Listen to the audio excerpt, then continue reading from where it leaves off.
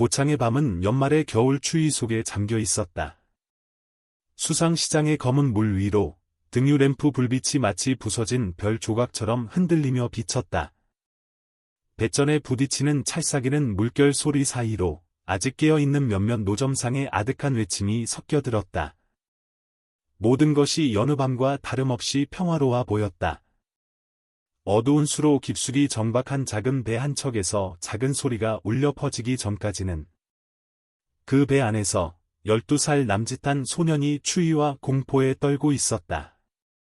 얼굴은 멍들었고 옷은 구겨졌으며 손목은 낡은 밧줄로 허술하게 묶여 있었다. 그는 서울의 재벌가 한씨 집안의 외아들 한지호였다. 어머니와 함께 여행 중 수상시장에서 대낮에 납치당한 것이었다. 지호는 숨을 헐떡였다. 납치범들은 아이의 빠른 머리와 용기를 예상하지 못했다. 감시하던 놈이 뱃머리에서 졸고 있는 동안 지호는 배 옆구리에 박힌 깨진 거울 조각을 발견했다. 아마도 이전 화물을 옮기다 깨진 듯했다. 그는 소리를 죽이려 애쓰며 천천히 몸을 굴려 날카로운 거울 조각의 밧줄 매듭을 끈기 있게 갈아댔다. 식은 땀이 이마를 적시고 손목에서는 피가 배어 나왔다. 하지만 지호는 이를 악물고 버텼다. 머릿속에는 어머니의 당부가 끊임없이 울려 퍼졌다. 어떤 상황에서든 가장 먼저 내 머리를 믿어야 한다. 멀지 않은 곳, 더 큰 배에서는 40살가량의 남자가 떨리는 손으로 담배에 불을 붙이고 있었다. 최다로. 빚더미에 올라앉은 그는 물건을 제 시간에 배달하라는 의뢰를 받은 자였다.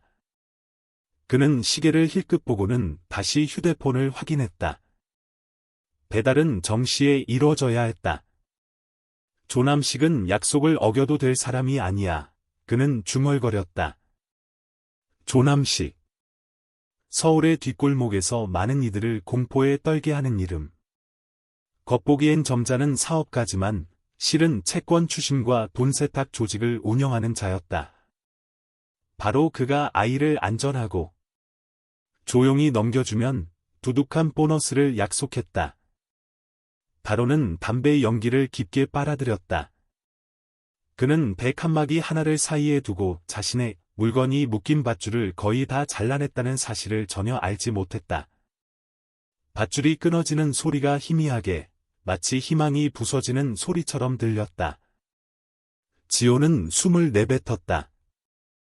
그는 조심스럽게 몸을 돌렸고 손목에서 따뜻한 피가 배어 나오는 것을 느꼈다. 괜찮아. 사람만 있으면 기회는 있어. 그는 관찰했다. 배는 작았지만 밖으로 통하는 틈이 있었고 오래 뜰 수 있는 플라스틱 상자도 있었다. 기회는 단 한 번 더 기다리는 것은 죽음을 기다리는 것임을 그는 알았다. 발소리. 다로가 확인하러 건너오고 있었다. 더 이상 시간이 없다. 지호는 유령처럼 배에서 튀어나갔다. 차가운 강물 속으로 몸을 던지자 물보라가 터져나갔다. 아! 다로가 소리치며 뒤쫓았다. 발소리가 나루터 전체에 울려 퍼졌다. 고함 소리, 물 부딪히는 소리, 혼란스러운 발소리. 소녀는 물 위로 솟아올랐다가 다시 잠수했다. 칼날처럼 차가운 강물이 살갗을 파고들었다. 무대 가로등 불빛은 저 멀리 노란 흔적으로만 보였다. 시야의 모든 것이 흐려졌다. 지호의 심장이 가슴속에서 미친 듯이 뛰었다. 그는 그저 본능적으로 헤엄치고 또 헤엄쳤다. 바람이 윙윙거리고 물살이 휘몰아쳤으며 진흙과 쓰레기가 몸에 부딪혔다. 가슴이 한 박자 한 박자 터져 나갈 것 같다. 의식이 점점 몸을 떠나갈 때 그가 본 마지막 모습은 별 하나 없는 겨울 하늘이었다. 그리고 어머니의 목소리. 지호야. 엄마가 꼭 찾을게. 가난한 시장의 작은 수로에서 한 그림자가 장사가 안 된 하루를 마치고 모점을 정리하려 등을 굽히고 있었다. 강옥님 할머니. 70살쯤 된 작고 아담한 체구에 타버린 바나나 튀김 광주리를 어깨에 맨 모습이었다. 얼굴은 주름졌지만 눈빛은 온화했다. 막 돌아가려던 참에 그녀는 수로 한가운데서 첨벙 하는 소리를 들었다. 처음에는 고양이가 빠진 줄 알았다. 하지만 손전등을 비춰보니 무언가가 기슭으로 밀려오고 있었다. 움직임 없는 작은 몸뚱이였다. 그녀의 심장이 덜컥 내려앉았다. 세상에, 그녀는 중얼거리며 바구니를 땅에 내던지고 곧장 물속으로 걸어 들어갔다. 차가운 진흙이 무릎까지 차올랐다. 진흙, 죽은 생선, 그리고 쓰레기 냄새가 역하게 코를 찔렀다. 하지만 그녀는 망설이지 않았다. 떨리는 손으로 작은 팔을 만지고 소년을 물 밖으로 끌어올렸다. 창백한 얼굴, 꼭 감긴 두 눈, 거의 움직이지 않는 가슴. 죽으면 안 돼. 죽으면 안 된다. 그녀는 소년의 뺨을 가볍게 치고 심장을 압박하고 숨을 불어넣었다. 순간, 기적처럼 소년이 물을 토해냈다. 그리고 마른 기침을 했다. 그리고 울었다. 옥님 할머니도 따라 울었다. 괜찮아, 이제 괜찮아. 할미가 여기 있어. 그녀의 목소리는 늙은 두 손처럼 떨리고 있었다. 그녀는 소년이 누구인지, 왜 여기에 있는지 묻지 않았다. 그저 자신의 겉옷을 벗어 떨고 있는 몸을 감쌌다. 그리고 소년을 등에 업고 진흙을 한 걸음 한 걸음 밟으며 어두운 골목 깊숙이 자리한 작은 집으로 향했다. 지호가 깨어난 것은 동이 틀 무렵이었다. 작은 방, 나무 창문 틈으로 빛이 새어 들어왔다. 생강과 묽은 죽의 따뜻한 냄새가 퍼져 있었다. 그는 벌떡 일어나 앉았다. 겁에 질린 채로. 하지만 그때 문이 열렸다. 할머니가 천천히 들어오며 죽 그릇을 들고 있었다. 깼구나? 그녀가 물었다. 소년의 심장이 터져 나올 듯 다정한 목소리로. 지호는 말이 없었다. 주위를 둘러보았다. 아무도 없었다. 밧줄도 없었다. 고함 소리도 없었다. 오직 그녀뿐이었다. 이름이 뭐니? 그녀가 죽 그릇을 내려놓으며 물었다. 지호요. 그가 쉰 목소리로 답했다. 한지호. 할머니는 고개를 끄덕였다. 푹 쉬렴, 지호야. 이제부터는 안전하단다. 고창의 아침은 음산했고 삐걱이는 나무 문틈으로 차가운 바람이 스며들었다. 구석구석 세월의 흔적이 밴 양철 지붕의 작은 집에서 지호는 몸에 덮인 얇은 소미불을 느끼며 조용히 누워 있었다. 움직일 때마다 손목이 욱신거렸다. 밧줄 자국이 그가 방금 죽을 고비를 넘겼음을 상기시키는 흔적처럼 깊게 남아 있었다. 강 할머니가 따뜻한 물 한 그릇을 더 들고 와 침대 옆에 앉았다. 죽 먹고 무슨 일이 있었는지 할미한테 얘기해 보렴. 억지로 시키진 않겠지만 그렇게 계속 혼자서 세상을 상대할 수는 없는 거다. 지호는 말이 없었다. 아직 믿을 수는 없었지만 두렵지도 않았다. 눈앞의 여인. 마르고 늙고 남루한 옷차림이었지만 이상하게도 그를 안전하게 만들어 주었다. 할머니는 많이 묻지도 캐묻지도 않고 그저 차가운 밤의 희미한 등불처럼 그 자리에 앉아 있었다. 그녀의 눈빛은 어머니의 눈빛과 다르지 않았다. 다정하고 고단하며 이름 모를 슬픔을 담고 있었다. 그는 고개를 숙여 죽을 먹었다. 그날 지호가 일어나 걸을 수 있게 되자 그는 툇마루에 앉아 강 할머니가 장사 준비하는 것을 지켜보았다. 문지방에 놓인 아주 작은 풍로, 끓는 기름 팬 하나, 익은 바나나 한 바구니와 몇 봉지의 값싼 튀김가루. 할머니 뭐 하세요? 그가 물었다. 바나나빵 팔지. 어제 다 못 팔았는데.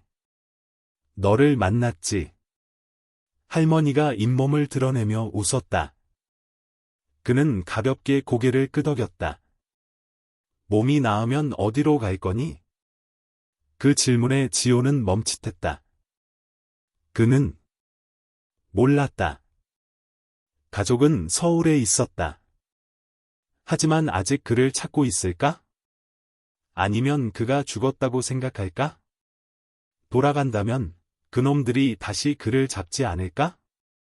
이제 만 12살 된 아이, 혼자, 신분증도, 전화기도 없이.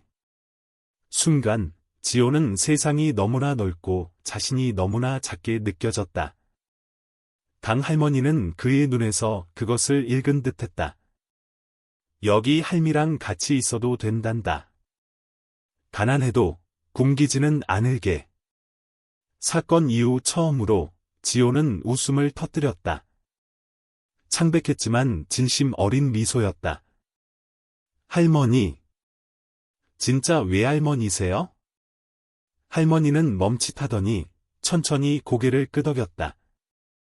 오늘부터 내가 원하면 나를 할머니라고 부르렴. 그 후 며칠 동안 지호는 손자처럼 사는 법을 배우기 시작했다. 그는 할머니를 도와 불을 피우고 바나나를 깎고 반죽을 저었다. 처음에는 서툴렀지만 금세 배웠다. 게임기를 잡던 손은 이제 기름팬에서 바나나빵을 능숙하게 뒤집었다. 달콤하고 부드러운 향기가 작은 동네에 퍼져나갔다. 어느 날은 두 사람이 초등학교 정문에서 빵을 팔기 위해 1시간이나 걸어가기도 했다. 학생들한테서 좀 떨어져 서야 한다. 할머니가 당부했다. 걔들이 노점상들한테 시비를 잘 걸거든. 그는 고개를 끄덕였다. 밤이 되어 얇은 이불 아래 누웠을 때 지호는 벗겨진 천장을 보며 나직이 물었다. 할머니, 외롭지 않으세요? 할머니는 옆에 누워 잠시 침묵하다 답했다. 그럼. 하지만 착하게 살다 보면 마음이 텅 비지는 않더구나. 그 말은 왠지 모르게 지호의 가슴을 찡하게 했다. 아마도 어른에게서 그런 말을 들어본 적이 없어서일지도 모른다. 아니면 그 말이 길 잃은 아이인 그에게 어딘가에 속할 수 있다는 느낌을 주었기 때문일지도. 어느 날 오후, 강할머니가 피곤해서 시장에 나가지 않았을 때 지호는 혼자 빵 바구니를 들고 버스 정류장으로 나가 팔았다. 그는 떨리는 목소리로 외쳤다. 따끈한 바나나빵 있어요. 한 개에 1,000원. 한 중년 남자가 멈춰서서 호기심 어린 눈으로 물었다. 이름이 뭐니? 지호는 순간 움찔했다가 답했다. 저는 골목 안 바나나빵 할머니 손자예요. 이름은 지호입니다. 남자는 고개를 끄덕였다. 더 묻지 않았다. 그날 이후 지호는 점점 시장에 익숙해졌다. 사람들은 제각각이었고 몇몇은 그를 경계했지만 대부분은 그가 예의 바르고 부지런한 것을 보고 미소 지었다. 비바람이 치던 어느 날 밤, 두 사람이 풍로 옆에 나란히 앉아 몸을 녹일 때 강할머니가 옛날 이야기를 했다. 20년 전 봉진강이 크게 범람했단다. 그때 우리 집이 강 근처였지. 남편이랑 아들이 그날 밤에 휩쓸려 갔어. 나는 그때 초를 가지러 나갔다가 운 좋게 살았지. 그녀는 말을 멈추고 모든 것을 휩쓸어 가던 검은 홍수를 다시 보는 듯 먼 곳을 응시했다. 그때부터 여기에 머물렀어. 어디 가지 않고 하루하루 먹고 살려고 바나나빵을 팔았지. 그리고 기다리려고. 누구요? 나도 잘 모르겠구나. 어쩌면 계속 살아갈 이유를 기다렸는지도 모르지. 지호는 말이 없었다. 그는 이해했다. 그는 할머니에게서 자신을 보았다. 버려지고, 휩쓸려가고, 폐허 속에서 일어서는 법을 배워야 했던 존재. 시간은 느리게 흘렀다. 어느 날, 지호가 할머니를 도와 빵을 튀기고 있을 때 검은색 고급 승용차 한 대가 시장 입구에 멈췄다. 차에서 내린 젊은 남자는 키가 크고 눈빛이 날카로웠다. 그는 누군가를 찾는 듯 사방을 둘러보았다. 그는 바로 서민준, 한씨 집안에서 실종된 소년 한지호를 찾기 위해 고용한 사립함정이었다. 하지만 지호는 알지 못했다. 그는 여전히 빵 하나하나를 정성껏 튀기는데 열중하며 할머니가 손재주가 늘었구나, 지호야, 라고 칭찬하자 환하게 웃었다. 먼 발치에서 민주는 할머니와 손자를 보며 잠시 멍해졌다. 왠지 그 모습이 그의 오랜 기억 속에 나타났던 것 같다. 바로 그가 고창 홍수 때 물에 빠져 죽을 뻔했을 때 한 할머니가 차가운 물속에서 그를 끌어올려 주었던 기억. 그 눈빛, 그 모습. 통로 옆에 서 있는 저 여인과 똑같았다. 민준의 심장이 세차게 뛰었다. 그는 알았다. 이번 단서 찾기는 아마도 지호 소년을 돕는 것뿐만 아니라 자기 마음속에 오랜 빚을 갚는 일이 될지도 모른다는 것을. 고창의 겨울은 서서히 지나가고 있었지만 이른 아침은 여전히 살을 애는 듯 추웠다. 특히 강옥님 할머니와 지호가 사는 작은 골목에서는 더욱 그랬다. 지붕 위에 덮인 비닐 천막이 바람에 타닥타닥 소리를 냈다. 하지만 그 허름한 집 안에서는 매일 아침 연기가 피어올랐고 바나나 튀김 기름 냄새가 마치 이곳에 아직 생명이 있음을 알리는 것처럼 공기 중에 퍼져나갔다. 지호는 일찍 일어나 문을 열어 바람을 맞고 재빨리 연탄불을 피웠다. 그는 이제 할머니보다 먼저 일어나는 것에 익숙해졌다. 처음 며칠은 서툴러서 빵을 태우기도 했지만 이제는 양면을 고르게 노릇하게 튀길 수 있었고 바삭한 튀김옷이 부서지지 않게 가볍게 뒤집을 줄도 알았다. 할머니, 오늘 저 10개나 안 태우고 튀겼어요. 지호가 따끈한 빵이 담긴 바구니를 들고 자랑했다. 강 할머니가 낡은 슈를 어깨에 두르고 나와 잇몸을 드러내며 웃었다. 그럼 내가 할미보다 낫구나. 두 사람은 불 옆에 앉아 아침을 먹으며 빵 조각을 나누고 생강차를 마셨다. 아무도 말하지 않았지만 둘 다 서로의 삶에서 없어서는 안 될 존재가 되었음을 알고 있었다. 2월 초 어느 날, 설이 지나고 시장이 다시 붐비기 시작했을 때 지호는 할머니를 따라 버스 정류장 근처의 익숙한 좌판으로 나갔다. 그는 할머니 등 뒤에 서서 빵 포장을 돕고 손님 한 명 한 명에게 예의 바르게 미소 지었다. 강 할머니는 그에게 사람 보는 법을 가르쳤다. 진심인 사람은 눈을 보고 말한단다. 딴 생각하는 사람은 손만 쳐다보지. 그럼 외로운 사람은요? 지호가 물었다. 할머니는 잠시 그를 바라보다 작게 말했다. 외로운 사람은 자주 웃지만 눈은 따라 웃지 않는단다. 지호는 말이 없었다. 자신이 외로운 사람인지는 몰랐지만 할머니와 함께 있을 때는 더 이상 어둠이 무섭지 않고 악몽 때문에 한밤중에 깨어나지 않는다는 것을 알았다. 이슬비가 내리던 어느 날 밤, 찬바람이 벽 틈으로 스며들자 지호는 이불 속에 몸을 웅크리고 할머니 쪽으로 돌아 누웠다. 할머니, 왜 그러니? 할머니는 고창을 떠나고 싶었던 적 없으세요? 할머니는 잠시 말이 없다가 지붕을 응시했다. 떠나려고 생각했었지. 남편이랑 아들이 죽고 나서 아무도 나를 모르는 곳에서 살고 싶었어. 그런데 차마 동진강을 떠날 수가 없더구나. 왜요? 그들이 잠든 곳 가까이에 있고 싶어서. 여기 있으면 매일 아침 강가를 지나가면서 그들에게 인사하는 기분이 들어. 그러다 큰 비가 올 때면 마음이 불안해져. 혹시 그들이 죽지는 않을까 하고.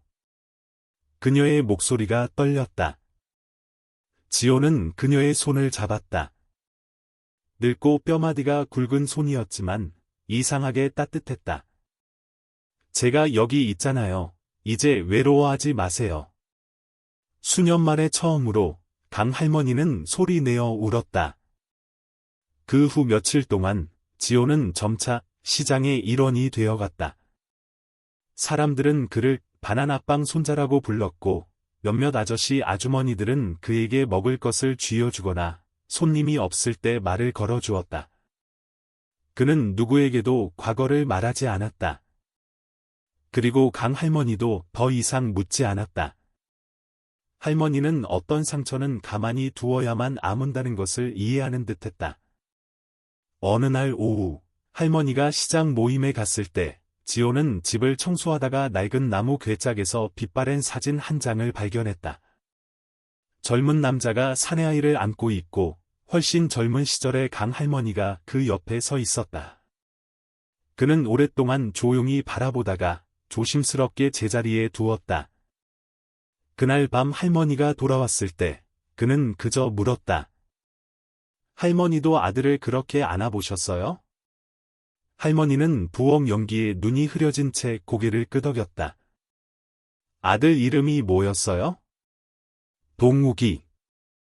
너처럼 바나나빵을 좋아했지. 어느 날 아침, 두 사람이 장사 준비를 할 때 낯선 남자가 나타났다. 그는 긴 검은색 코트를 입고 있었고 몸가짐이 점잖은 것이 이곳 사람이 아닌 듯했다. 안녕하세요. 그가 고개를 숙였다.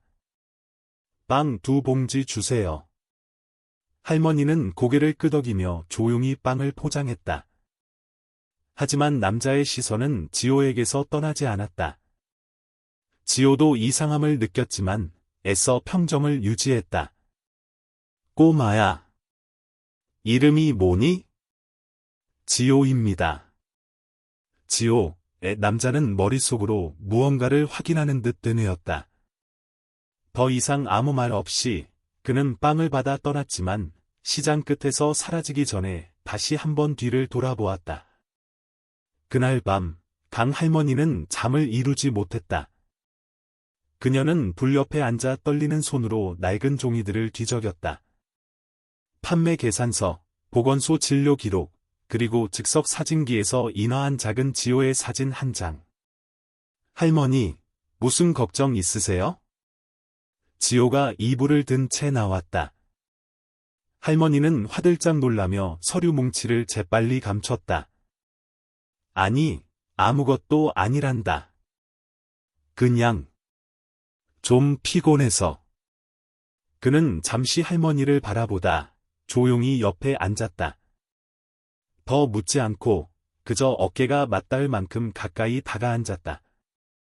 때로는 가족의 정은 많은 말이 필요 없다. 곁에 온기 하나면 충분했다. 어느 맑은 날 아침, 엷은 봄 햇살이 비단처럼 작은 골목을 덮었다. 낡은 양철 지붕 위에는 아직 이슬방울이 맺혀 아침 빛에 반짝였다. 지호는 강 할머니와 함께 평소처럼 수레를 끌고 시장으로 나갔다. 그는 활기차게 손님을 부르고 재빠른 손놀림으로 빵을 포장하고 돈을 받았다. 깡마르지만 예에 바르고 늘 빵 파는 할머니와 함께 다니는 소년의 모습은 고창시장에서 점차 익숙한 풍경이 되어갔다. 주변 상인들은 그의 출신을 묻지 않고 그저 추운 바람 속에서 서로를 의지하는 작은 새 한 쌍처럼 두 사람을 안쓰러워하며 아꼈다. 지호야, 오늘 돌아올 때 가루 좀 더 사와라. 주말에 많이 만들려고 그런다. 지호가 시장 근처 작은 슈퍼에 갈 때 할머니가 당부했다. 네. 지호는 고개를 끄덕이고 바람처럼 달려갔다. 그는 할머니가 비 새는 지붕을 고치려고 돈을 모으고 있다는 것을 알았다. 할머니는 결코 자신을 위해 생각하지 않고 오직 그를 위해 생각했다. 깨끗하게 빤 낡은 외투부터 접착제가 떨어지지 않게 애써 붙잡고 있는 낡은 슬리퍼까지. 장사를 마치고 긴 하루가 지난 저녁, 두 사람은 다리를 서로 겹쳐 누워 수입 지출 장부를 다시 보았다. 그 돈으로 군것질 같은 거 사 먹으면 안 된다. 알았지? 안 그랬어요. 아, 근데 어제 할머니 기침하시는 거 보고 발찜질팩은 샀어요. 지호가 머뭇거렸다. 할머니는 그를 보며 웃음을 참으려는 듯 입술을 꽉 다물었다. 알았다. 이번만 봐준다. 다음부턴 허락받고. 그는 고개를 끄덕였고 눈에 작은 기쁨이 어렸다. 그날 밤 잠들기 전에 지호는 할머니를 오랫동안 바라보다 속삭였다. 나중에 제가 엄마를 찾으면 할머니도 같이 데려가도 돼요? 강 할머니는 바로 대답하지 않았다. 그녀는 그의 머리에 손을 얹고 부드럽게 쓰다듬었다. 내 엄마가 좋은 사람이면 할미는 기꺼이 가지. 만약 내 엄마가 너를 더 이상 기억하지 못하면 그냥 할미를 가족이라고 생각하렴. 지호는 아무 말도 하지 않았다. 그는 그저 고개를 끄덕이고 할머니 어깨에 얼굴을 묻었다. 순결과 기억의 온기 속에서 그 아이는 진정한 집을 찾은 듯했다. 어느 날 장사 중에 강 할머니는 시장 입구 쪽에서 웅성거리는 소리를 들었다. 짙은 색정장을 입은 젊은 남자가 다가왔다. 바로 며칠 전 빵을 사가며 지호를 조용히 지켜보던 서민준이었다. 이번에 그는 휴대폰에 담긴 낡은 사진 한 장을 들고 왔다. 가족이 제공한 한지호의 사진이었다. 사진이 약간 흐릿했지만 그 안에 눈빛과 왼쪽에 덧니는 틀림없었다. 할머니, 그가 가게에 다가서며 작게 말했다. 저는 이 아이의 가족입니다. 강 할머니는 멈칫했다. 심장이 빠르게 뛰었지만 겉으로는 여전히 평온을 유지했다. 잘못 보셨소. 얘는 내 손자요. 민주는 그녀의 눈을 깊이 들여다보았다. 부드럽지만 팽팽한 대립이었다. 강제로 뺏으러 온 게 아닙니다. 단지 알고 싶을 뿐입니다. 왜 그 아이가 여기에 있는지, 그리고 왜 할머니께서 아이를 숨기고 계시는지. 할머니는 아무 말도 하지 않았다. 그녀는 조만간 누군가 찾아올 것이라는 걸 알고 있었다. 그 아이 가족은 아주 부자고 미친 듯이 아이를 찾고 있습니다. 할머니께서 아이를 아끼신다면 돌려보내 주셔야 합니다. 강 할머니는 손을 꽉 쥐었고 입술이 살짝 떨렸다. 하지만 이내 허리를 숙여 가게를 닫고 있는 지호를 바라보았다. 이마에는 땀이 송골송골 맺혔지만 입은 여전히 길 가는 사람에게 미소 짓고 있었다. 한때는 큰 소리에도 겁을 먹던 아이가 이제는 붐비는 시장 한복판에서 손님을 부를 수 있게 되었다. 한때는 눈을 감지 못하던 아이가 이제는 그녀의 품에서 편안히 잠들 수 있게 되었다. 그녀는 돌아서서 민준을 똑바로 보았다. 나한테 시간을 좀 더 주시오. 내가 아이에게 사실을 말하겠지만 지금은 아니오. 제발. 민준은 말이 없었다. 그녀를 보며 그는 옛날의 자신을 떠올렸다. 그 또한 한 할머니에게 차가운 물속에서 구조되었다. 그는 작게 고개를 끄덕였다. 강요하지 않겠습니다. 하지만 다시 오겠습니다. 일주일 후 병고가 생겼다. 낯선 남자 한 무리가 시장에 나타나 강 할머니의 가게 주변을 어슬렁거렸다. 한 중년 남자, 바로 조남식이 깔끔한 정장 차림으로 나타났다. 사업가 같은 모습이었지만 눈빛은 날카로웠다. 그는 강 할머니와는 이야기하지 않고 다른 아이에게 다가가 바나나빵 파는 할머니랑 사는 지호라는 아이에 대해 슬쩍 물었다. 그 아이가 오후에 지호에게 그 사실을 전해주었다. 이야기를 듣고 지호는 얼굴이 창백해졌다. 그는 이해했다. 과거가 그를 놓아주지 않았다. 그날 밤 할머니가 깊이 잠들었을 때 지호는 문 앞에 조용히 앉아 있었다. 그의 손에는 기억나는 서울 집 주소가 적힌 작은 종이 조각이 굳게 쥐어져 있었다. 머릿속에는 할머니의 목소리가 울렸다. 내 엄마가 좋은 사람이면 할미도 같이 데려가렴. 하지만 이제 그는 할머니를 위험에 빠뜨리고 싶지 않았다. 만약 그놈들이 다시 돌아온다면, 만약 그들이 할머니가 자신을 숨겨준 것을 알게 된다면, 그들은 할머니를 해칠 수도 있었다. 그는 떠나기로 결심했다. 푼돈 몇 푼과 할머니가 짜준 목도리 외에는 아무것도 가져가지 않았다. 그는 작은 쪽지 하나를 남겼고 단 한 줄만 적었다. 돌아올게요. 하지만 지금은 혼자 가야 해요. 동틀 무렵 강 할머니가 깨어났을 때 옆에 이불 자리는 차갑게 식어 있었다. 그녀는 문으로 뛰쳐나가 이른 새벽 안개 속에서 목이 쉬도록 외쳤다. 지호야. 지호야. 골목 전체가 쥐 죽은 듯 조용했다. 아무 대답도 없었다. 그녀는 온 시장을 돌아다니며 한 사람 한 사람에게 물었지만 아무도 그 아이의 그림자를 보지 못했다. 집으로 다시 돌아왔을 때 그녀는 비로소 그 쪽지를 보았다. 늙은 손에서 그것이 떨리며 떨어졌다. 그녀는 바닥에 주저앉아 작은 털목도리에 얼굴을 묻었다. 인생에서 두 번째로 그녀는 아이를 잃었다. 비가 내리기 시작했다. 부드러운 봄비가 아니라 굵고 무거운 빗방울이었다. 마치 하늘도 그녀와 함께 울고 있는 듯했다. 초봄의 바람은 여전히 차가웠다. 서울 외곽, 한강변의 작은 나루터에서 솜털이 일어난 스웨터를 걸치고 회색빛 털목도리를 끌어안은 깡마른 소년 하나가 조용히 첫 배를 기다리고 있었다. 얼굴은 먼지로 얼룩지고 손목에는 오래된 멍 자국이 남아 있었지만 눈빛만은 또래의 어떤 아이보다 굳건했다. 한지호. 납치범의 손에서 탈출했던 그 소년은 이제 자신의 나이보다 더 큰 결정에 홀로 맞서고 있었다. 서울로 돌아가 친부모를 찾고 강옥님 할머니를 위험에 빠뜨릴 가능성을 끊어내는 것. 나루터는 한산했다. 첫 배는 아직 오지 않았다.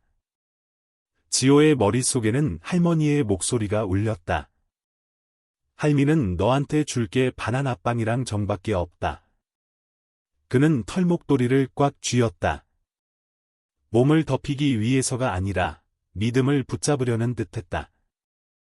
작은 두 다리가 추위에 떨렸지만 꿋꿋이 버티려 애썼다. 같은 시각, 고창에서 강 할머니는 툇마루에 넋을 잃고 앉아 있었다.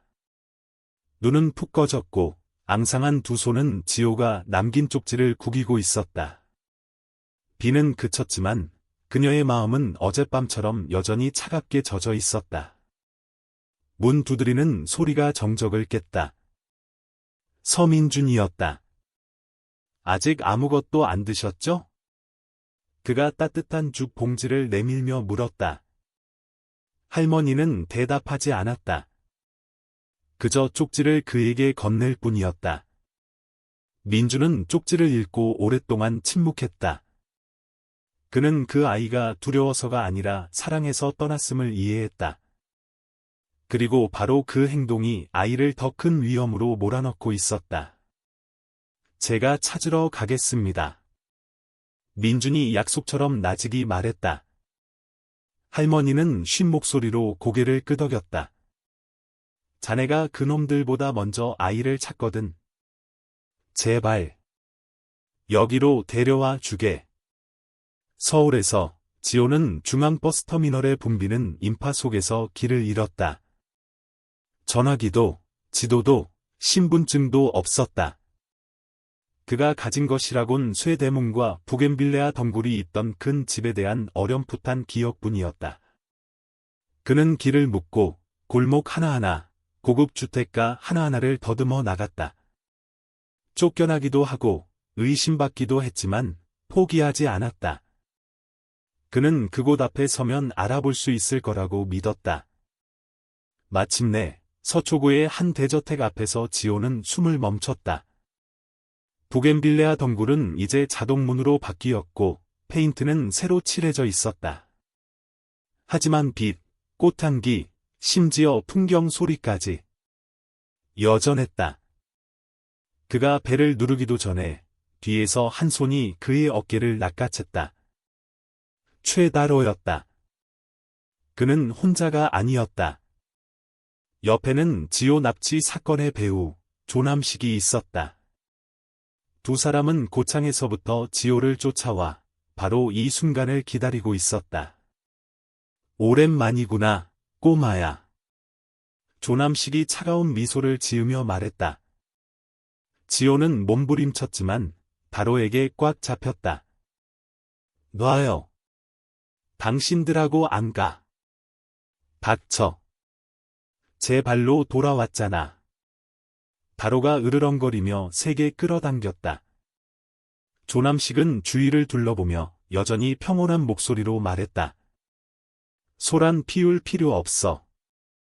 차가 뒷골목에서 기다리고 있다. 소녀는 미친 듯이 발버둥 쳤다.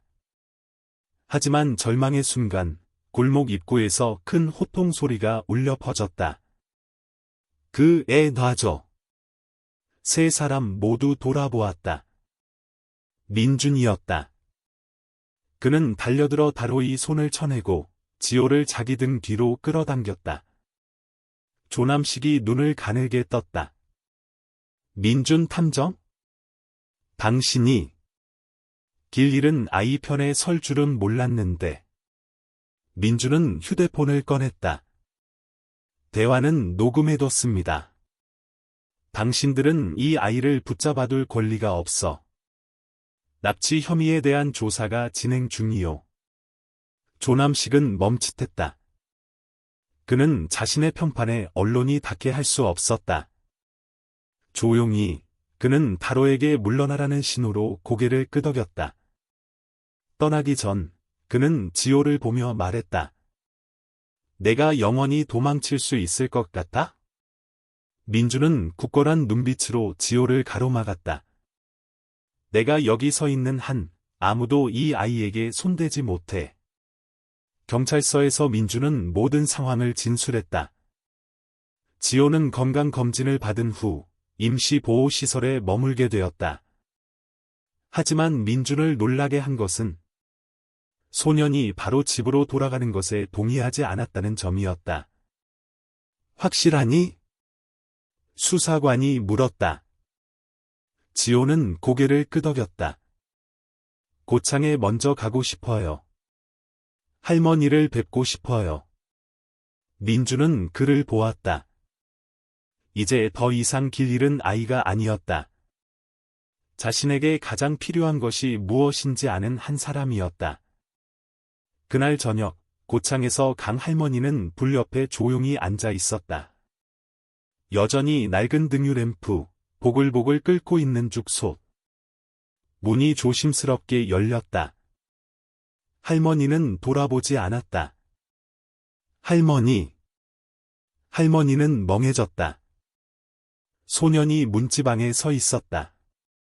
털목도리는 여전히 목에 둘러져 있었고 두 눈은 붉었지만 반짝이고 있었다. 지오야. 할머니는 벌떡 일어나 비틀거리며 다가갔다. 소년을 품에 꽉 껴안았다. 마치 손을 놓으면 그가 사라져버릴 것만 같았다. 죄송해요. 떠나지 말았어야 했는데. 할머니가 다치실까 봐 그랬어요. 알아. 할미는 다 알아. 할머니가 속삭였다. 눈물 한 방울 한 방울이 옷깃으로 굴러떨어졌다. 밖에서는 가랑비가 내리기 시작했다. 하지만 그 작은 집 안에는 진정한 봄이 다시 찾아왔다. 그날 밤의 비는 어머니의 눈물처럼 부드럽고 조용하며 애틋하게 내렸다. 작은 집 안에서 강 할머니와 지오는 손을 놓지 않고 나란히 앉아 있었다. 풍로 옆, 묽은 죽은 여전히 고르게 끓고 있었고 생강과 파 냄새가 방 안 가득 퍼져 두 사람의 마음속 아직 아물지 않은 모든 상처를 달래주는 듯했다. 지오는 죽을 먹으며 고창을 떠난 후 있었던 모든 일을 이야기했다. 옛집을 찾은 일, 바로에게 다시 붙잡혔던 일, 그리고 민준에게 구조된 일까지 그는 아무것도 숨기지 않았다. 강 할머니는 울지 않았지만 푹 꺼진 그녀의 두 눈은 계속해서 반짝이며 마르지 않았다. 그가 이렇게 말했을 때, 끌려갈 때 저는 그냥 다시는 할머니를 못 볼까봐 무서웠어요. 그녀는 온몸을 떨며 그를 와락 껴안았다. 다시는 그런 말 하지 마라. 어쨌든 너는 내 가족이야. 다음 날 아침 민준이 다시 찾아왔다. 그는 집 안으로 들어오지 않고 마당에 서서 지호에게 가볍게 고개를 끄덕였다. 내가 친부모님을 만날 수 있도록 안전하게 준비하겠다. 소녀는 말이 없다가 물었다. 아저씨도 길을 잃어본 적 있으세요? 민준은 그 질문에 놀랐다. 이내 그는 고개를 끄덕였다. 내가 10살 때 교통사고 후에 나도 고창에서 떠내려왔다. 10사흘 동안 엄마를 잃었지. 한 할머니가 홍수 뒤 쓰레기 더미에서 나를 주워 먹여주고 바람 소리로 자장가를 불러주셨다. 강 할머니였어요? 민준이 웃었다. 바로 그분이다. 지호와 강 할머니 모두 깜짝 놀랐다. 할머니는 눈을 크게 뜨고 그를 바라보며 속삭였다. 자네가 옛날 그 아이였나? 민준이 고개를 끄덕였다. 그의 목소리가 가라앉았다. 할머니께서 제게 새 삶을 주셨습니다. 한 번도 말씀드리지 못했어요. 용기가 없어서. 하지만 이번에는 할머니께서 저를 지켜주셨던 것처럼 지호를 지킴으로써 그 은혜를 갚고 싶습니다. 그날 정오, 지호와 민준은 강 할머니가 처음 지호를 진흙탕에서 끌어올렸던 수로 위에 철규 옆에 앉아 있었다. 아저씨 생각엔 엄마가 기다리고 계실까요? 민준은 바로 대답하지 않았다. 누구나 무언가를 잃는 데는 이유가 있다. 하지만 다시 찾아 나설 용기를 가진 사람은 많지 않지. 너에게는 지금 그 기회가 있는 거다. 지호는 가볍게 고개를 끄덕였다. 그의 눈빛은 더 이상 이전처럼 망설이지 않았다. 며칠 후, 민준의 도움으로 지호와 친부모인 한진태 씨와 오수경 씨 사이에 비밀스러운 만남이 주선되었다. 경찰과 복지 직원의 감독하에 서울의 한 아동보호센터에서였다. 지호는 하얀 셔츠를 입고 있었고 머리는 강 할머니가 단정하게 다듬어준 상태였다. 그는 진지한 표정으로 똑바른 시선으로 앉아 있었다. 오수경 씨가 먼저 들어오며 그를 보자마자 울음을 터뜨렸다. 지호야, 너, 내가 살아 있었구나. 그는 어른들이 기대했던 것처럼 그녀의 품에 뛰어들지 않았다. 그는 그저 고개를 숙였다. 안녕하세요. 원망도 울음도 없었다. 그는 그저 물었다. 제가 납치되었을 때 부모님은 제가 살아있다고 생각하셨어요? 한진태 씨는 말을 잇지 못했다. 오수경 씨가 아들의 손을 잡으며 눈물 속에 말했다. 우리는 몇 달 동안 너를 찾았어. 그러다 강 근처에서 시신을 봤다는 제보가 들어왔고 우리는 내가 더 이상 없다고 믿었어. 지호는 말이 없었다. 그는 원망하지 않았지만 아직 용서할 수도 없었다. 집에 돌아올 수 있겠니? 그녀가 물었다. 그는 고개를 저었다. 지금 저는 집이 있어요. 고창에요. 하지만 너는 우리 아들이잖니? 네, 하지만 저는 강 할머니의 손자이기도 해요. 만남은 침묵 속에 끝났다. 완벽한 결말은 아니었지만 지호가 스스로 선택할 수 있다는 것을 알게 된 새로운 장을 여는 첫걸음이었다. 그날 저녁, 고창에서 지호는 낡은 가족 사진 한 장을 가져왔다. 강 할머니는 그것을 보고 눈에 복잡한 감정이 어렸다. 돌아가지 않을 거니? 그녀가 물었다. 찾아뵐 거예요. 하지만 제가 살 곳은 여기예요. 할머니는 아무 말도 하지 않았다. 그저 작은 상자 하나를 꺼내 그에게 건넸다. 안에는 녹슨 끊어진 목걸이 조각, 그녀 아들의 것이었던 과 삐뚤빼뚤한 글씨로 적힌 낡은 종이 한 장이 들어 있었다. 만약 이보다 더 필요한 사람이 있다면 죽어라. 지호는 그것을 쥐었다. 피는 섞이지 않았지만 그들 사이에는 혈연보다 더 큰 감정이 있었다.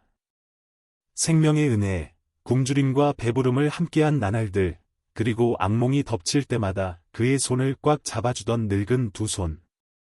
하지만 모든 것이 끝난 것은 아니었다. 시장 끝 어둠 속에서 검은색 차 한 대가 사흘 내내 주차되어 있었다. 차 안에서 조남식은 담배를 피우며 골목 쪽을 바라보았다. 아직 포기 안 했군요. 부하 한 명이 말했다. 조남식이 입꼬리를 올렸다. 이제 그 아이를 납치할 필요는 없어. 그저 아이가 무서워서 스스로 돌아오게 만들면 돼. 그의 눈빛이 어두워졌다. 저 늙은이부터 시작하지. 어느 흐린 아침, 안개가 짙은 장막처럼 고창 골목을 뒤덮었다. 이른 아침부터 시장 끝에 주차된 검은색 밴을 아무도 눈여겨보지 않았다. 차 안에서 조남식은 담배를 피우며 강철처럼 차가운 눈빛을 하고 있었다. 구멍가게 꼬마가 그러는데 그 늙은이가 요즘 새벽에 나루터에 자주 나간다고 합니다. 내 신호를 기다려. 그는 지호와 강 할머니의 흐릿한 사진에서 눈을 떼지 않은 채 말했다. 같은 시각, 민주는 서울에서 지호의 임시 서류를 마무리하고 있었다. 고창으로 돌아오는 길, 그의 직감이 불길한 예감을 불러일으켰다.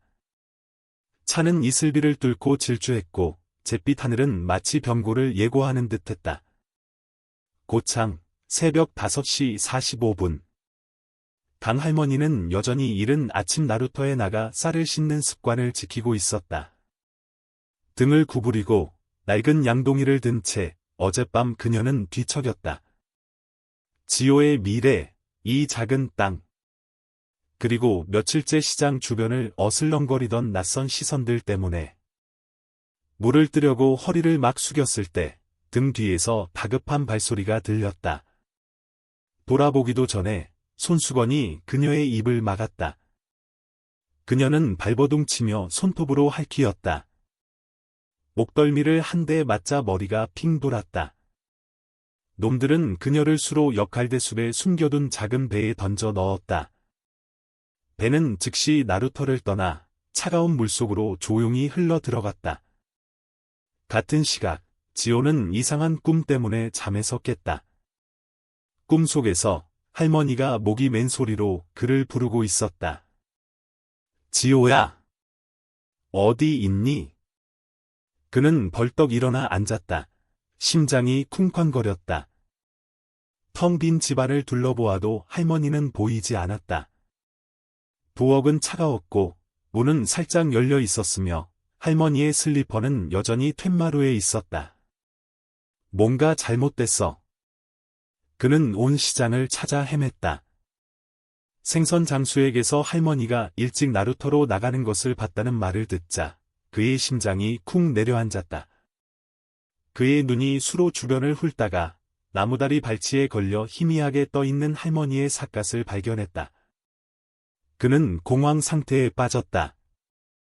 생각할 겨를도 없이 지호는 민준의 하숙방으로 곧장 달려갔다.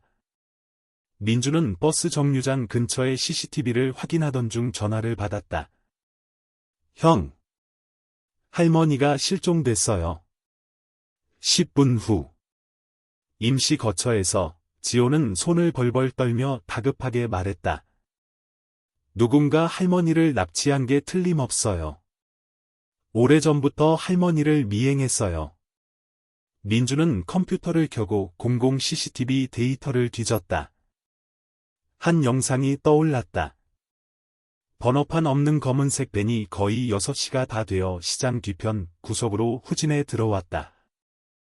그리고 그 후 작은 배 한 척이 수로를 떠나는 모습이 보였다.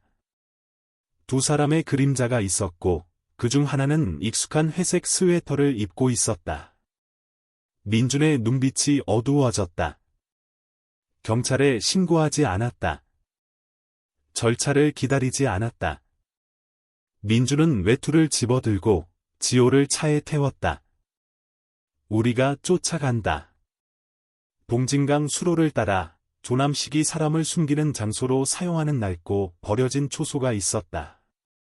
안에서 강할머니는 두 손이 묶인 채 나무 기둥에 기대어 있었다. 추위와 충격으로 얼굴은 시퍼렇게 멍들어 있었다. 바로는 밖에서 보초를 서며 담배를 물고 있었지만 머릿속에는 여전히 불안감이 맴돌았다. 조남식은 문 옆에 서서 뜨거운 커피 잔을 들고 마치 방금 사온 물건을 보듯 그녀를 쳐다보았다. 내가 돈 때문에 그 아이를 납치한 줄 아시오? 그가 조용하고 평온한 목소리로 말했다. 아니, 나는 아무 생각도. 하지만 그 아이는 착한 아이요. 조남식이 입꼬리를 올렸다.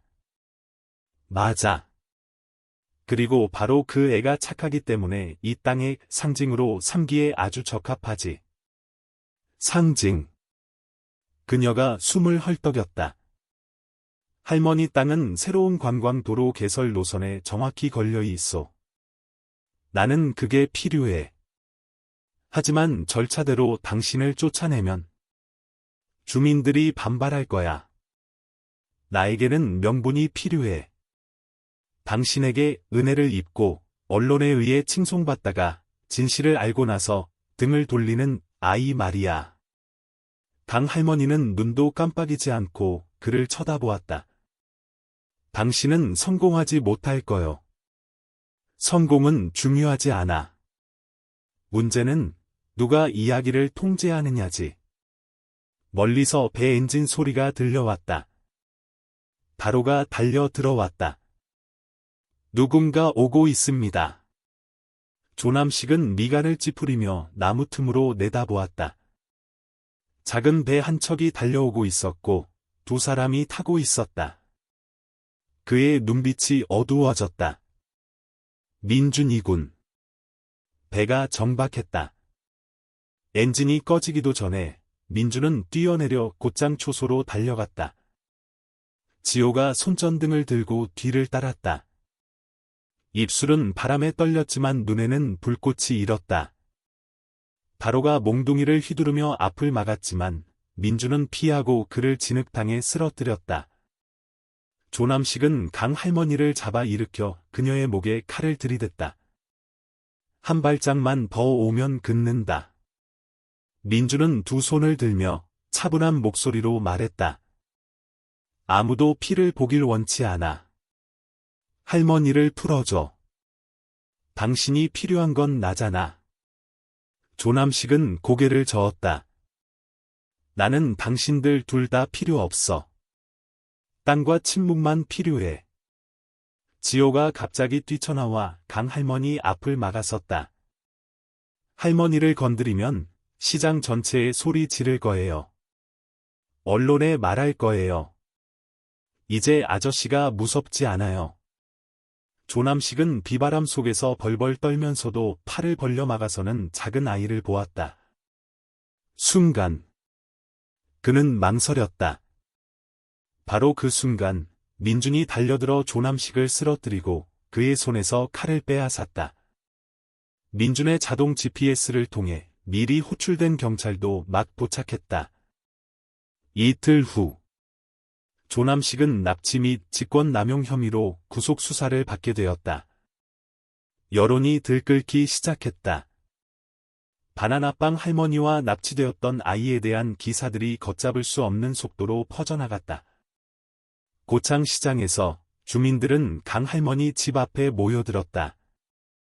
구경하러 온 것이 아니라 안부를 묻고 음식을 가져다주고 보험의 손길을 내밀기 위해서였다. 한 늙은 할아버지가 떨리는 목소리로 말했다. 내가 아파서 움막에 웅크리고 누워있을 때 아무도 관심 없었지. 오직 강 할머니만 죽을 가져다 줬어. 이제 우리가 할머니 편에 설 차례야. 양철 지붕 집 안에서 지호는 바나나 가루를 빻고 있었다. 강 할머니는 아직 쇠약해서 방에서 쉬고 있었다. 민주는 조용히 펜을 씻고 있었다. 봄바람이 다시 불어왔다. 하지만 이번에는 두려움의 냄새는 없었다. 오직 사람의 마음에서 피어나는 온기만이 있었다. 강옥림 할머니 납치 사건과 극적인 구조 소식은 고창 전역에 들불처럼 번졌다. 납치되었던 소년을 구해준 바나나빵 할머니가 이제 자신의 땅 때문에 악당의 표적이 되었다는 이야기는 마을 사람들을 경악과 분노에 빠뜨렸다. 밀가루, 마른 생선, 혹은 채소 껍질이 묻은 작업복 아래 평범한 주민들이 웅성거리기 시작했다. 지호 그 아이는 어디 갔어? 서울까지 쫓겼다던데. 강 할머니가 아무 대가 없이 숨겨줬다며. 할머니가 우리 남편 입원했을 때 죽을 가져다 주셨어. 도매시장에서부터 마을 끝 작은 골목까지 웅성거림은 한마음의 속삭임이 되었다. 강 할머니 집에서 지호는 소박한 양철집 앞에 섰다. 이제 더 이상 두 사람의 작은 보금자리가 아니라 땅을 빼앗으려는 자에 대한 첫 번째 저항의 상징이 된 그곳. 그는 문 앞에 커다란 백지 한 장을 붙이고 삐뚤빼뚤한 글씨로 썼다. 여기는 우리 할머니와 저희 집입니다. 악당이 빼앗아 가게 두지 마세요. 지호. 그 종이는 지나가던 사람들의 발걸음을 멈추게 했다. 한 채소 파는 아주머니가 눈물을 닦았다. 한 늙은 할아버지가 떨리는 손으로 고개를 끄덕였다. 누가 시키지도 않았는데 하루 만에 그 글씨 아래에는 수십 개의 다른 삐뚤빼뚤한 글씨들이 더해졌다. 내가 실직했을 때 할머니가 도와주셨어요. 우리는 강 할머니 편입니다. 빵 말고 희망을 팝시다. 그날 저녁, 민주는 시장 입구 국수집에서 비공식적인 모임을 열었다. 아줌마들부터 오토바이 기사, 복권 파는 아이들까지 30명이 넘는 사람들이 모여들어 엿들었다. 그는 사건의 전말을 명확히 설명했다. 조남식은 강 할머니뿐만 아니라 리조트를 짓기 위해 수로변 집 전체를 차지하려 했다고. 강 할머니는 단지 명단의 첫 번째일 뿐입니다. 한 중년 남자가 책상을 내리쳤다. 나 여기서 40년 살았어. 아무도 날 쫓아낼 권리 없어. 지팡이를 짚은 한 할아버지가 떨리는 목소리로 말했다. 내가 아파서 시장 구석에 웅크리고 있을 때 아무도 돌봐주지 않았지. 오직 강 할머니만 죽이랑 얇은 이불을 가져다 줬어. 이제 우리가 뭔가 할 차례야. 회의실 분위기가 가라앉았다.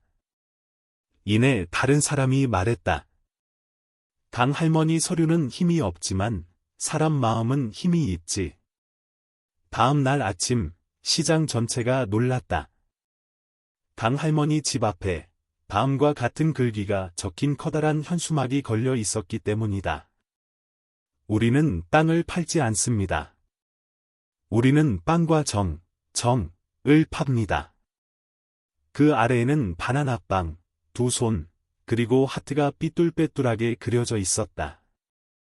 그 광경에 강 할머니는 팻마루로 나오며 눈물을 흘렸다. 그녀는 지팡이를 짚었고 지호가 옆에서 부축했다. 그녀의 눈이 주위를 둘러보았다. 모든 주민, 모든 눈빛의 공감과 온기, 그리고 결의가 서려 있었다. 조남식은 구속 수사 중이었지만 그의 수족들은 여전히 활동했다. 익명의 글 하나가 인터넷에 퍼지기 시작했다. 고창 바나나빵 가게 한시 그룹의 위장 돈 세탁.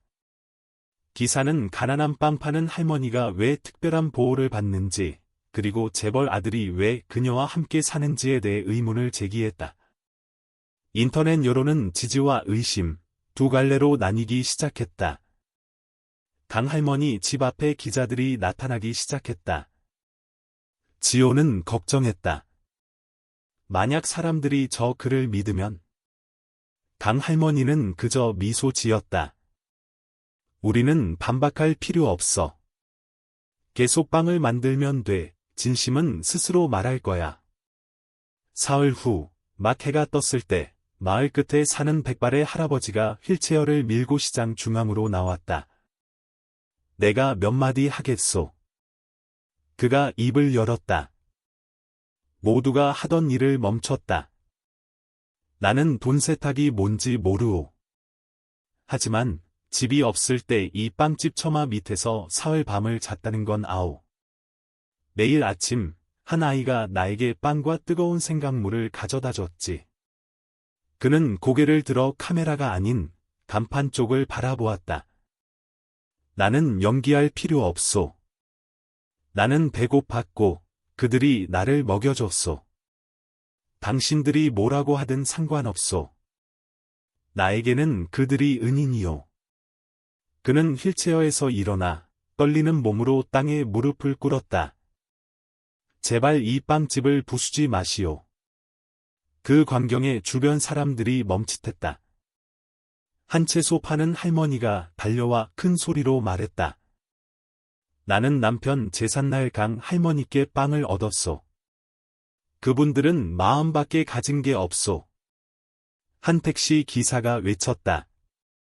저 빵집은 돈 세탁이 아니야.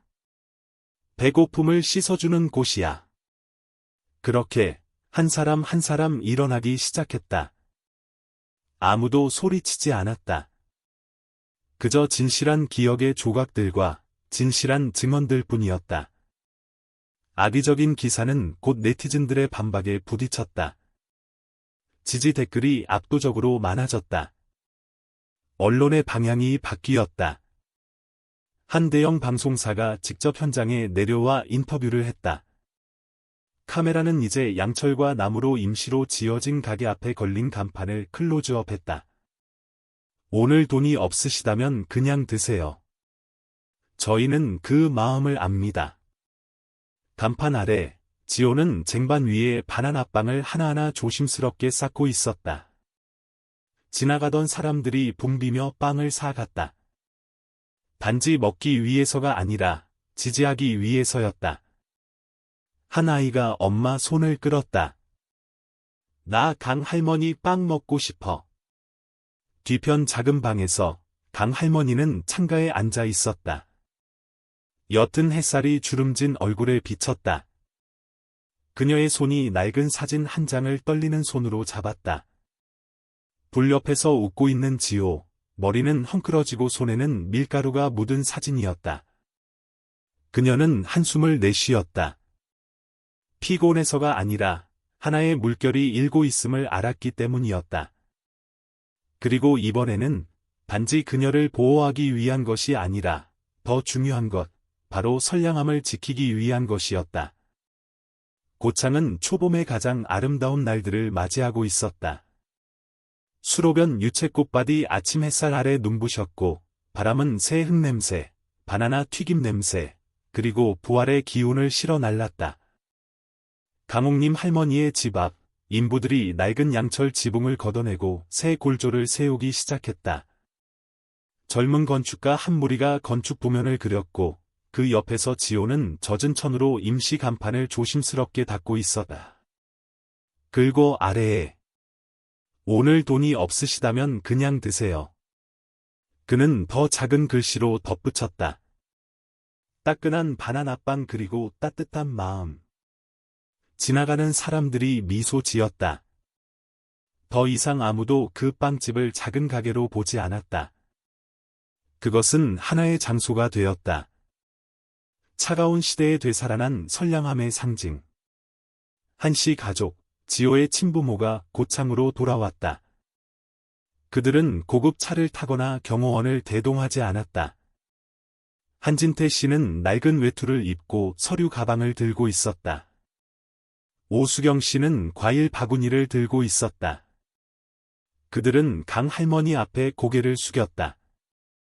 감사 인사를 드리고 싶습니다. 강 할머니는 선물을 받지 않고 가볍게 고개를 끄덕였다. 하지만 아들을 잃었던 어머니의 손길을 거부하지는 않았다.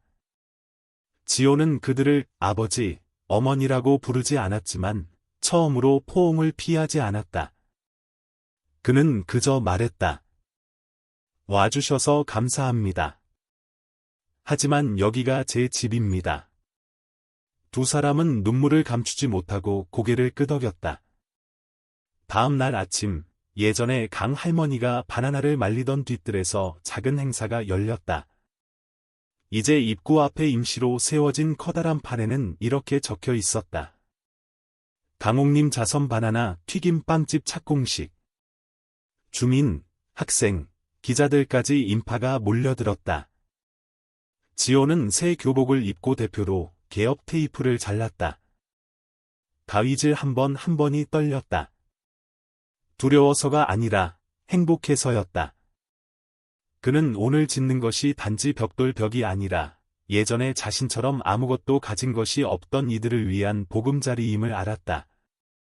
공사가 진행되는 동안에도 임시 가게는 꾸준히 운영되었다. 매일 약 100개의 빵이 노숙인, 북권호인, 가난한 학생들에게 무료로 제공되었다. 나머지는 저렴한 가격에 팔려 그 돈은 재료 구매에 재투자되었다. 한 5학년 학생이 돈 대신 쪽지 한 장을 내밀며 빵을 샀다. 지호가 펴보니 삐뚤빼뚤한 글씨가 적혀 있었다. 돈이 없어요. 엄마가 아파요. 하지만 돌아와서 마당 쓰는 거 도와드릴게요. 그는 고개를 끄덕이고 쪽지를 서랍에 넣었다. 그 이상은 필요 없었다. 하지만 유명세는 문제를 동반했다. 일주일 후 공사가 지붕 공사 단계에 이르렀을 때 한 타블로이드 신문의 기사가 퍼져나갔다. 강옥님 자선 빵집 한시 그룹의 돈 세탁과 이미지 세탁을 위한 쇼? 기사는 왜 재벌 가족이 시골의 작은 빵집에 돈을 쏟아붓는지, 왜 장학재단이나 병원이 아닌 이런 기이한 형태를 선택했는지에 대해 의혹을 제기했다. 비난의 폭풍이 몰아쳤다. 댓글은 양 갈래로 나뉘었지만 의심하는 쪽이 우세했다. 민심 매수, 연기, 위선 같은 단어들이 넘쳐났다. 기자들이 고창 시장을 둘러쌌다. 다시 한번 빵집은 공격의 중심이 되었다. 지호, 강 할머니, 민준, 그리고 수석 건축가 간의 긴급 회의에서 모두가 언론 대응을 잠시 중단할지 논의했다. 강 할머니가 나직이 말했다.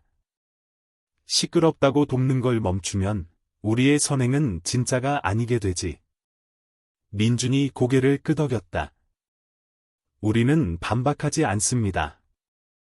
주민들이 대답하게 둡시다. 그리고 그들은 그렇게 했다. 다음 날 아침, 한 무리의 기자들이 공사 현장 앞에서 촬영하고 있을 때 백발의 할아버지가 휠체어를 밀고 다가왔다. 내장에서 시장에서 발언했던 바로 그 사람이었다. 내가 몇 마디 하겠소. 카메라들이 즉시 그를 향했다. 나는 돈 세탁이 뭔지 모르오. 하지만 집이 없을 때 이 빵집 처마 밑에서 사흘 밤을 잤다는 건 아오. 매일 아침 한 아이가 나에게 빵과 뜨거운 생강물을 가져다 줬지. 그는 고개를 들어 렌즈가 아닌 간판 쪽을 바라보았다. 나는 연기할 필요 없소. 나는 배고팠고 그들이 나를 먹여줬소. 당신들이 뭐라고 하든 상관없소. 나에게는 그들이 은인이요. 그는 휠체어에서 일어나 떨리는 몸으로 땅에 무릎을 꿇었다. 제발 이 빵집을 부수지 마시오. 그 광경에 주변 사람들이 멈칫했다. 한 채소 파는 할머니가 달려와 큰 소리로 말했다. 나는 남편 제삿날 강 할머니께 빵을 얻었소. 그분들은 마음밖에 가진 게 없소. 한 젊은이가 말을 이었다. 저는 1년 내내 실직 상태였고 석 달 동안 무료로 빵을 받았어요. 제가 살아있는 증거입니다. 그렇게 한 사람 한 사람 일어나기 시작했다. 아무도 소리치지 않았다. 그저 진실한 기억의 조각들과 진실한 증언들 뿐이었다. 주류 언론이 태도를 바꾸기 시작했다. 대형 채널들은 다음과 같은 제목으로 보도했다. 자선빵집, 한 공간, 여러 세대, 하나의 마음. 고창의 인정, 의혹의 선량함으로 답하다. 여론은 급격히 반전되었다. 악의적인 기사들은 삭제되었고, 해당 타블로이드 신문의 편집장은 허위 정보 출처에 대해 조사를 받게 되었다. 5장의 마지막 장면. 빵집 공사는 거의 마무리되었다. 앞쪽의 커다란 유리벽에는 다음과 같은 글귀가 새겨졌다. 이곳은 아무도 맞아주지 않던 한 아이의 집이었습니다. 이제는 누구든 들러 따뜻한 빵으로 환영받는 곳입니다. 안에서 강 할머니는 튀김빵을 하나하나 뒤집고 있었다. 지호는 쟁반을 씻고 있었다. 낯선 소년 하나가 동전이 든 비닐봉지를 들고 겁먹은 채 들어왔다. 저 이것밖에 없는데. 강 할머니가 미소 지었다. 그거면 충분하단다. 오늘 바람이 차니 따뜻하게 먹어야 감기 안 걸려. 그 후 며칠 동안 고창의 분위기는 마치 축제처럼 활기찼다.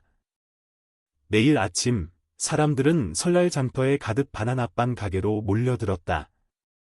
먹으러 오는 사람, 응원하러 오는 사람, 언론과 소셜 미디어를 떠들썩하게 했던 그곳을 직접 보고 싶어 하는 사람. 한쪽 구석에는 기억의 벽이 세워졌다. 사람들이 강 할머니나 지호와의 추억을 손글씨 쪽지에 적어 붙일 수 있는 공간이었다. 매일 벽은 몇 장씩 길어졌고 삐뚤빼뚤하고 잉크가 번진 글씨로 가득 찼지만 감정이 넘쳐 흘렀다. 4학년 때 엄마가 아팠어요. 강 할머니가 빵 한 봉지를 주시며 배부르게 먹고 공부 열심히 해라고 하셨어요. 자살하고 싶었어요.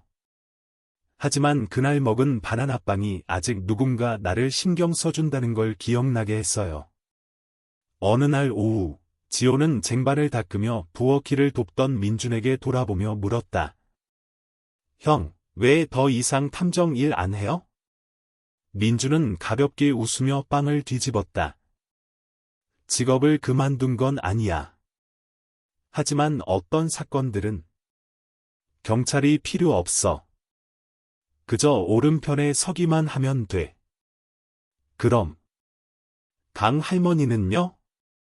할머니는 이 일이 너무 커졌다고 생각하지 않으세요? 부엌에서 바나나를 자르던 강 할머니가 고개를 돌려 느린 목소리로 말했다. 누구도 운명을 선택할 순 없지.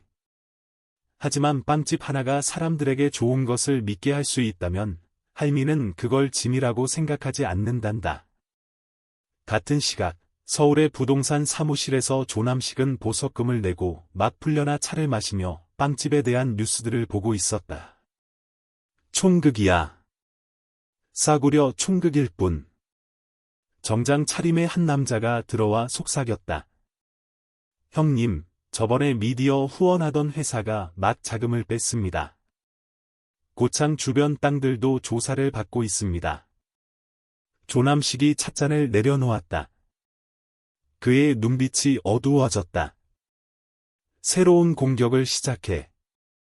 이번엔 사람 마음이 아니라 서류를 공격하는 거야. 며칠 후 고급 세단 한 대가 군청 앞에 멈췄다. 정장을 입은 한 남자가 두꺼운 서류를 들고 들어와 자원과에 제출했다. 고창 지역 토지 소유권 재확인 요청합니다. 12B 구역, 이전에 강옥림 씨 소유였던 곳입니다. 그날 저녁, 강 할머니가 지호와 함께 팥소를 넣은 새 빵을 시험하고 있을 때 면사무소 직원이 문을 두드렸다. 무슨 일이세요? 지호가 문을 열었다. 직원은 당황하며 말했다. 강 할머니 좀 불러주렴. 소환장이 나왔어. 예전 토지 사용권 양도에 대해 조사를 하고 있단다. 강 할머니는 떨리는 손으로 종이를 보았다. 그 위에는 붉은 도장과 함께 다음과 같은 글씨가 적혀 있었다. 개발구역 12 비공공 토지 소유의 합법성 규명 요구. 민주는 한 줄 한 줄 꼼꼼히 읽고 손을 꽉 쥐었다. 반격을 시작했군. 더 이상 폭력이 아니라 절차를 이용하는 거야. 수많은 가짜 서류를 만들어서 할머니를 조사에 끌어들일 거야. 정부 기관이 매수되면 여론도 소용없어. 다음 날, 지호는 몇 달 만에 처음으로 교복을 입고 다시 학교에 갔다. 그는 창가에 앉아 운동장 가에 푸른 나무들을 바라보았다. 같은 반 친구들이 속삭였다. 야, 저기 지호다. TV에 나온 애. 다른 아이가 물었다. 너네 집 부자라면서 진짜 튀김 파는 할머니랑 살아? 지호는 그저 말이 없었다. 하지만 선생님이 누가 여러분에게 삶의 영감을 주었나요? 라고 물었을 때 그는 일어나 굳건한 목소리로 말했다. 제 할머니, 강옥님입니다. 할머니는 학력이 높지도 부유하지도 않으세요. 하지만 이유 없이 사람을 구하셨습니다. 교실 전체가 조용해졌다. 한편 민준이 서울에서 연결한 자원봉사 변호사들이 고창에 도착하기 시작했다. 그들은 이제 90% 완성된 빵집 바로 뒤에 임시본부를 차렸다. 저희가 할머니의 모든 서류를 처음부터 끝까지 확인해드리겠습니다. 한 여성 변호사가 말했다. 모든 것이 합법적이라면 저희가 반드시 지켜낼 겁니다. 어느 날 저녁, 빵집이 문을 닫을 무렵 낯선 중년 여인이 들렀다. 그녀는 낡은 외투에 털모자를 쓰고 있었고 고단한 모습이었다. 죄송합니다. 돈이 없는데. 듣자 하니 그녀가 말을 다 마치기도 전에 지호는 따뜻한 빵 한 봉지를 건넸다. 알아요. 괜찮아요.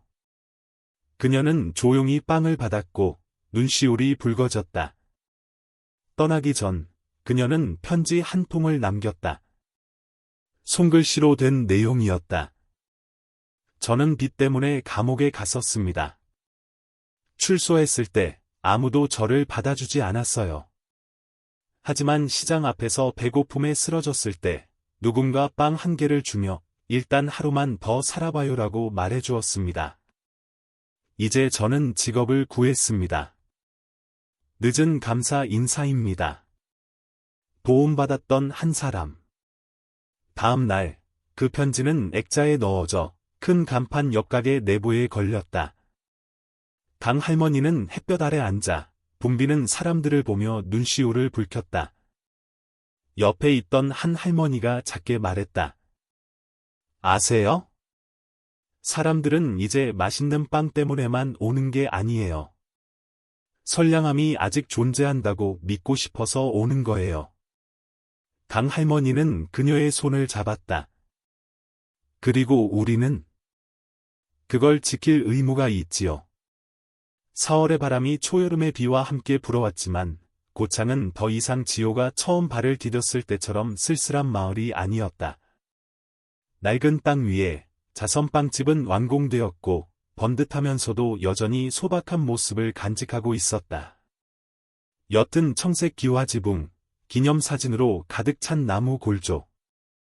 그곳은 이제 빵만 파는 곳이 아니었다. 선물을 나눠주고 가난한 아이들을 위한 작은 교실을 열고 외로운 사람들이 혼자가 아님을 느끼기 위해 찾아오는 곳이 되었다. 하지만 평화는 오래가지 않았다. 군청기획과에서 갑작스러운 공문이 발표되었다. 공공토지 무단 점유 및 불법 건축 의혹에 따른 강옥림 시설에 대한 조사, 확인 및 운영 임시 중단 요청. 민주는 소식을 듣고 분노로 얼굴이 시뻘개졌다. 마지막 일격을 가했군. 서류를 위조하고 면 단위부터 윗선까지 뇌물을 먹였어. 더 이상 강 할머니 개인의 문제가 아니야. 지원팀을 이끌던 변호사도 경고를 받았다.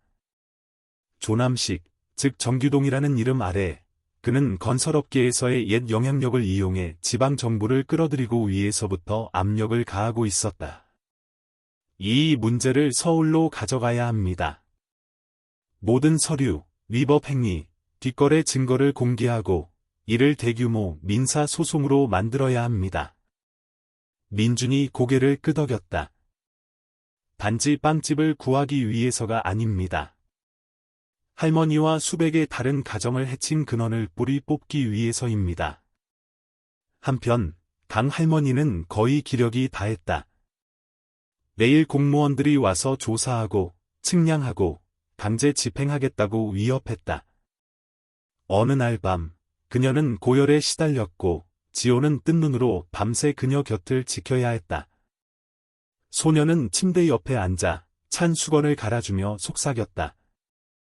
할머니, 죄송해요. 제가 여기 오지 않았다면 할머니가 이렇게 고생하지 않으셨을 텐데. 앙상한 손이 올라와 그의 뺨에 닿았다. 내가 온 건 축복이었어. 할미 인생의 빛을 가져다 준 것에 대해 사과하지 마라. 일주일 후 면사무소 회관에서 주민, 정부 대표, 변호사, 그리고 각지에서 온 기자들이 모인 공개회의가 열렸다. 강 할머니는 건강이 좋지 않아 참석하지 못했다. 하지만 지호는 꼭 참석하겠다고 고집했다. 그는 붐비는 회의장에서 민준의 등 뒤에 바싹 붙어 섰다. 수석 변호사가 조남식의 서류 위조, 불법 토지 양도, 뇌물 공여, 서민 협박 행위에 대한 172페이지에 달하는 증거 서류 발표를 마치자 회의장은 침묵에 잠겼다. 의장인 도 대표가 말했다. 지역 주민들의 의견을 듣고 싶습니다. 한 늙은 할아버지가 일어섰다. 제가 피해자였습니다. 그놈이 저를 꼬드겨 헐갑에 땅을 팔게 하고는 그걸 담보로 잡았습니다. 한 여인이 끼어들었다. 우리 집은 도로 개설 때문에 철거당했습니다. 지금 그 땅은 여전히 버려져 있습니다. 다른 사람이 말했다. 제가 수로 근처에서 장사를 계속하면 벌금을 물게 될 거라고 경고받았습니다. 하지만 조남식은 강가 바로 옆에 리조트를 지어도 아무도 건드리지 못했습니다. 의장이 고개를 끄덕였다. 지호 학생, 할 말 있나요? 회의장 전체가 작고 머리는 헝클어지고 교복은 구겨진 그 소년에게 향했다. 그는 천천히 연단으로 올라가 수십 쌍의 눈, 수십 개의 카메라 렌즈 앞에 섰다. 종이도 연설문도 없었다. 그저 바람처럼 스치는 나지막한 한마디 말뿐이었다. 할머니는 제게 잠자리를 주셨어요. 먹을 빵도 주셨고요. 제발 할머니 집을 빼앗지 말아주세요. 정적. 그 말은 메마른 웅덩이 한가운데 떨어지는 작은 물방울 소리처럼 회의장에 내려앉았다. 1초, 2초. 그리고 온 회의장이 일제히 박수를 쳤다.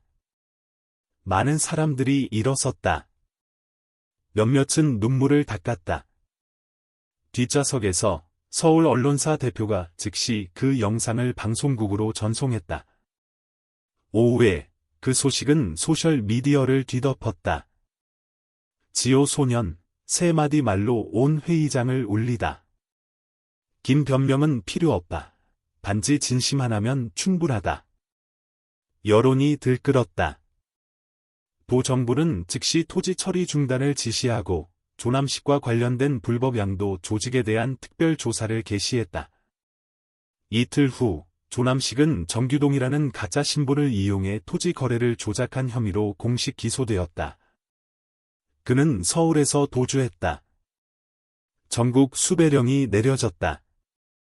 경찰은 공항에서부터 남해안까지 그를 추적했다. 그의 이름은 부동산 협회 임원 명단에서 삭제되었다. 그가 어둠 속에서 쌓아 올린 제국이 무너지기 시작했다. 고창에서 강 할머니는 건강을 회복했다. 그녀는 창가에 앉아 생강차를 마시고 있었다. 지호는 회의 내용을 한마디 한마디 전해주었다. 마지막 말을 듣고 그녀는 말이 없어졌다. 할머니. 이제 할머니 집은 그대로예요. 그녀는 가볍게 고개를 끄덕였다. 그녀의 눈은 노쇠하여 흐릿했지만 툇마루 너머 4월의 햇살보다 더 반짝였다. 빵집은 일주일 후 완전히 다시 문을 열었다. 공식 간판이 걸렸다. 강옥님 바나나빵 오늘 돈이 없으시다면 그냥 드세요. 저희는 그 마음을 압니다. 내일 아침 노인, 아이, 노동자들이 단지 빵을 사기 위해서가 아니라 서로 만나고 이야기하고 작은 것들을 나누기 위해 모여들었다. 매 주말 가게는 사람들이 자신이 만났던 은인에 대해 이야기할 수 있는 이야기 코너를 열었다. 지호가 주된 서빙을 맡았다. 그는 방과 후 매일 빵집에서 추가로 일했다. 그가 건네는 빵 하나하나는 마치 할머니가 그에게 주었던 사랑의 일부를 되돌려주는 것 같다. 한 달 후, 강옥림 빵집은 지역 문화 투어의 특별한 명소가 되었다. 하지만 고창 주민들에게 그곳은 관광지가 아니라 집이었다. 새벽 5시부터 문을 열고 향긋한 빵 한 개를 건네주기 전에 누구의 지갑 사정도 묻지 않는 그런 집. 강 할머니와 지호의 이야기는 일부 중학교의 시민 교육 프로그램에 포함되었다. 아무도 요구하지 않았고 저작권도 없었다. 단지 너무나 진실하고 너무나 필요했기 때문이었다. 어느 늦봄 오후, 강 할머니는 가게 툇마루의 나무 의자에 앉아 자원봉사 대학생들이 만들어준 사진 앨범을 들고 있었다. 첫 장에는 막 도착했을 때의 지호 사진이 있었다. 창백한 얼굴, 진흙 묻은 손, 통로 옆에 주저앉아 있는 모습. 마지막 장에는 최근에 찍은 사진이 있었다. 단정한 교복을 입고 빵집 중앙에 서 있는 지호, 그 뒤로는 빵을 받으려 줄 선 사람들과 활기찬 웃음소리. 정말 많이 컸구나. 그녀가 사진을 부드럽게 쓰다듬으며 속삭였다. 지호가 안에서 막 튀긴 빵 쟁반을 들고 나왔다. 그는 탁자에 그것을 내려놓고 할머니에게 차를 더 따라드렸다. 할머니, 저 결정했어요. 무슨 결정? 커서도 멀리 안 갈 거예요. 내년 여기 돌아와서 할머니처럼 빵 만들고 이야기하고 싶어요. 할머니가 웃었다. 주름은 깊었지만 안심한 듯했다. 할미도 영원히 살 수는 없지. 누가 이어간다니. 마음이 놓이는구나. 저녁에 고창은 수로 옆에서 작은 축제를 열었다. 한때 지호가 떠내려왔고 민준 또한 옛날에 구조되었던 바로 그곳. 새로운 다리가 막 개통되었다. 이름은 희망의 다리 호프 브리지. 버려졌던 이들과 그들을 버리지 않았던 이들을 기리며 주민들이 구름처럼 모여들었다. 등불이 무료로 배포되었고 모두가 등불에 소원을 적었다. 가난한 이들이 잊히지 않기를. 저도 할머니처럼 착한 사람이 되게 해주세요. 다음 생이 있다면 다시 만나게 해주세요. 임시로 세워진 작은 무대에서 한 자선재단 대표가 연설했다. 저희는 옥님 재단이라는 이름의 기금을 설립하기로 결정했습니다. 이 기금은 고창을 시작으로 다른 지역으로 확산될 것이며 미혼모와 의지할 곳 없는 가난한 노인들을 지원할 것입니다. 우레와 같은 박수 소리가 터져나왔다. 하지만 사람들은 숫자에 박수치지 않았다. 그들은 믿음의 박수를 보냈다. 마침내 선량함이 이겼기 때문에. 축제가 끝나고 지호는 다리 위에 홀로 섰다. 그는 주머니에서 낡은 종이 한 장을 꺼냈다. 예전에 할머니를 떠나기 전에 남겼던 바로 그 쪽지였다. 돌아올게요. 하지만 지금은 혼자 가야 해요. 그는 쪽지를 물 위로 떨어뜨렸다.